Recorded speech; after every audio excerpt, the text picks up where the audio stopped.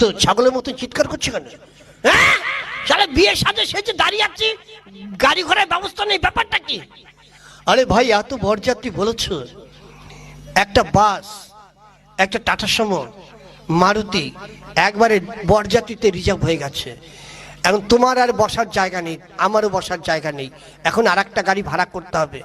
কি বর না নিয়ে বরযাত্রী চলে গিয়েছে? কি করব, সবাই বলছে দাদুর বিয়েতে যাবো, দাদুর বিয়েতে যাবো, কাউকে নামাতে পারছি না। শালারা বর না নিয়ে চলে গিয়েছে, ওরা প্যাদানি খাবে না? হ্যাঁ, এখন টাকা দাও, আর একটা টাটা সুমো বা মারুতি ভাড়া করে নিয়ে আসি। আরে সম্ভব, বিয়েতে শ্বশুর বাড়ি থেকে একটা টাকাও পাচ্ছি না, উল্টো মেয়ের দাদাকে গোপনে 5,000 টাকা ঘুষ দিয়েছি, তা না হলে বিয়ে হয় না।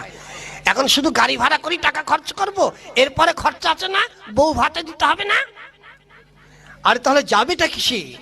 হেঁটে হেঁটে তো যাওয়া যাবে না। এক কাজ করো, এখন টাটা সুমো বা মারুতি ভাড়া করতে গেলে অনেক টাকা চাইবে, অত টাকা দেওয়া সম্ভব না। ওই যে মিউনিসিপ্যালিটির নোংরা আবর্জনা ফেলায় না, একটা শক্তিমান লরি আছে, ওইটাকে ভাড়া করে নিয়ে এসো, কম পয়সা হয়ে যাবে। আরে তুমি বর, তুমি যাবে ওই টাটা সুমো মানে শক্তিমান ট্রাকে, লোকে দেখলে হাসবে না? এই হাসার কি আছে? আজকালকার ছেলেরা বিয়ে করতে গেলে শ্বশুর বাড়ি থেকে নগদ নেয়।